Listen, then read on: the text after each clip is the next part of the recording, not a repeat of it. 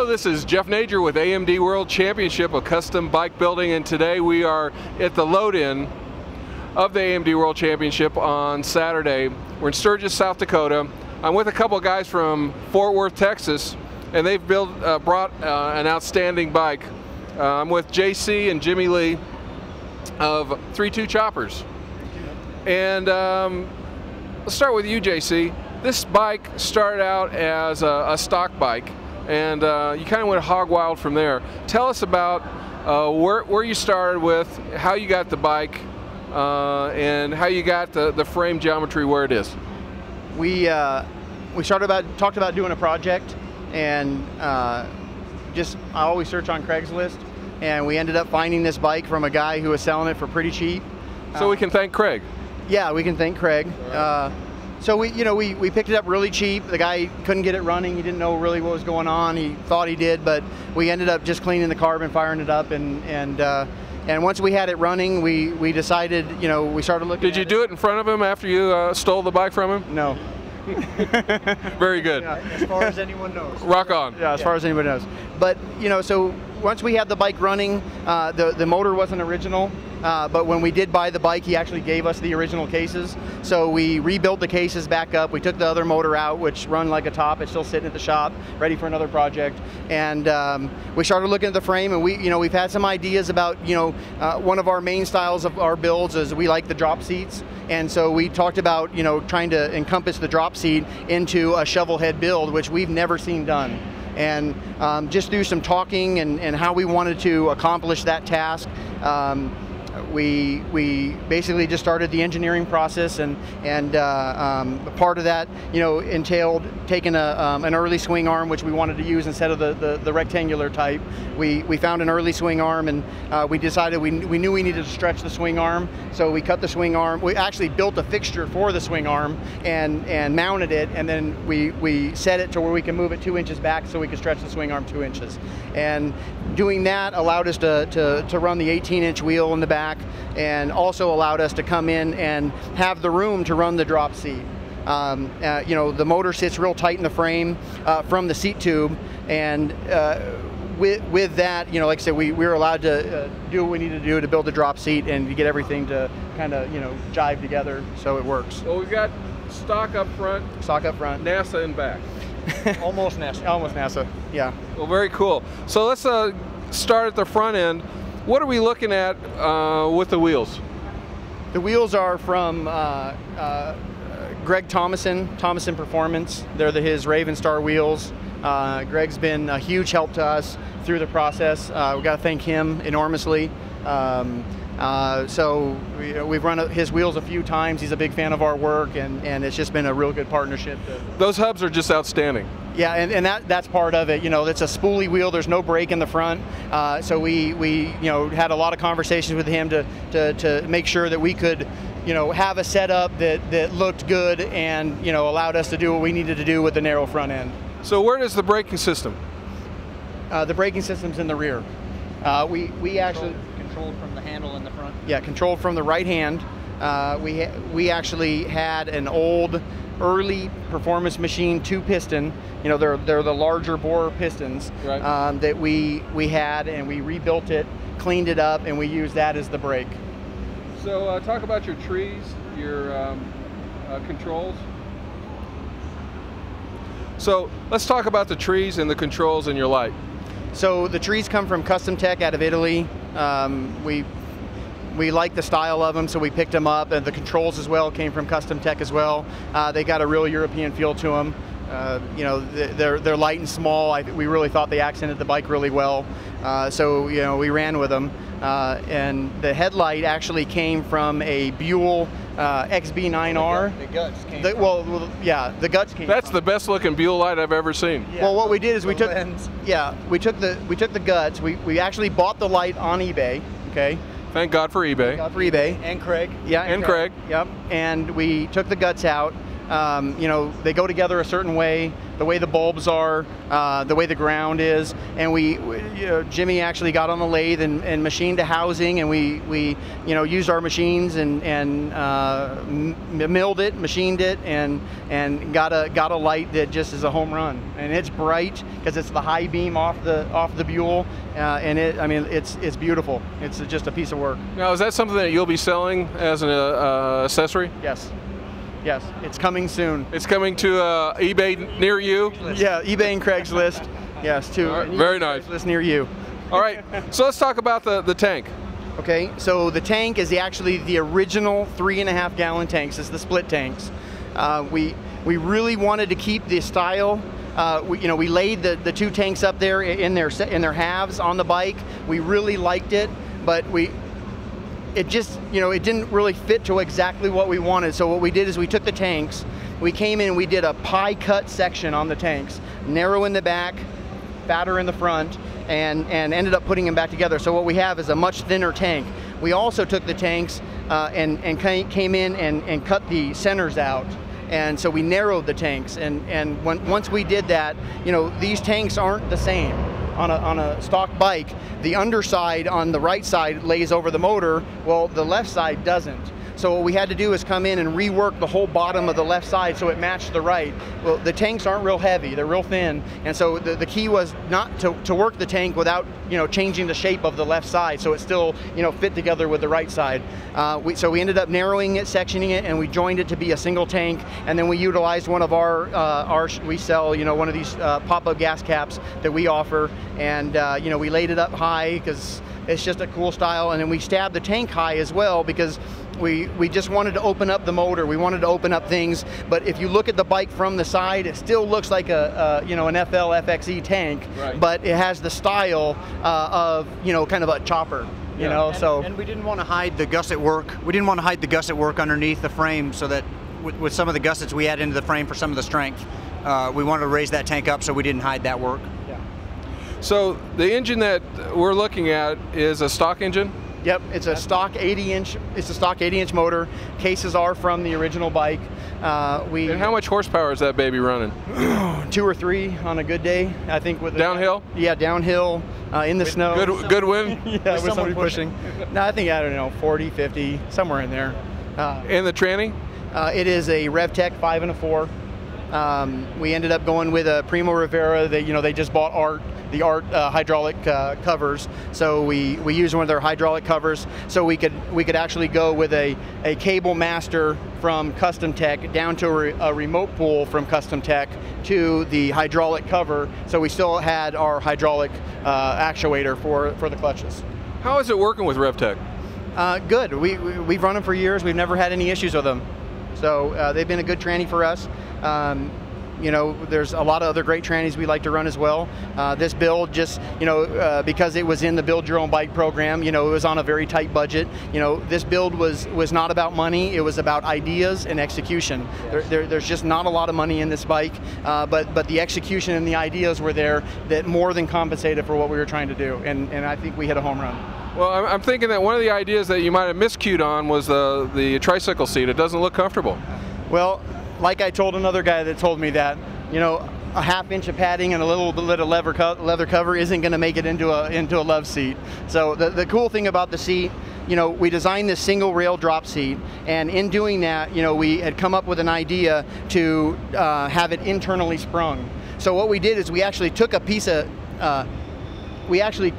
tubing and made a mock-up piece of tubing and cut it. We did a keyhole cut and actually fabricated the whole piece up, not on the bike, to make sure we could get it to work. Once we had it working, then we came in and did the frame, and we executed it. The seat, it sits up high where you're sitting on it, but when you sit on it, the seat actually loads. So you know, there's many different spring combinations you can put. So if it's winter and you're fat, you could put a heavier spring in, and if it's summer and you're, you know, strong like a bull, you know, then you can come in and put a lighter spring, and you can adjust the ride. But like I said, it loads when you sit on it, and it's actually not bad. For, you know, remember, this bike isn't a Sturgis to California bike. Right. I mean, well, a couple things that just scream hot rod is your Moon Eyes tank and your frame oil filter outside. How'd you come up with those ideas? You know, we have been running the side-mounted Moon Eyes bags since we got started. It's an idea we just came up with. Again, we like the drop seats. You don't have a lot of room under the frame for the drop seats. So we started toying around with ideas on where we wanted to put the tank, and we found it on the side just to be phenomenal. And so, you know, throughout the years we've come in and fabricated all our own brackets, and you know, this was just another one of those, you know, one of those things that we've done for years, and we wanted to incorporate it into this build. And you know, it was a little different because, you know, with a swing arm, it's, you know, a little different than a rigid setup, you know. And you know, we had some great execution. We ended up using the struts that are used to, you know, make the bike a rigid, because originally it's a soft tail. So it's a rigid now. So we came up with these 1/2-inch stainless plates, you know, kind of putting some holes in them to lighten them up, get them a little bit of a hot rod feel, and then to mount the bag off that as well, and to make it real clean. And then we also utilize those struts just to get ahead of you a little bit, to help, you know, route the exhaust and dump it out just like an old hot rod. Yeah, you know? that looks really cool. And that's really the whole thing. You know, the bike screams hot rod. I mean, that's really what it is, and that's kind of how we build. We really build a feel of an old hot rod. You know, that's kind of our soul. We want all of our bikes, always, the feel of our bikes is to, you pull this bike out in 10 years, I want you to look at this bike and go, wow, that's still a cool motorcycle. Rather than be a fad or chasing fads, we want that bike to be, you know, 10 years from now, you're going to pull that bike out and you're going to go, wow. So you pull it out of the living room, you fire it up, and you go. Yeah, right. You take the glass off so you can, you know, have a different table. Right, absolutely. Yeah. Now, you guys mentioned the way that we're 3-2 furniture makers. the way that you work with your customers. So let's talk about that. What's unique about what you guys do is you help the customer build his own bike. Yes. So what's the build time? How does that process work? Not to get too wordy on it, you know, that's going to be impossible, isn't it? Well, it is. It is. We don't let everybody come in and build their bikes in our shops. We vet people. You know, we were looking for the right type of person. Do they have to have all their fingers?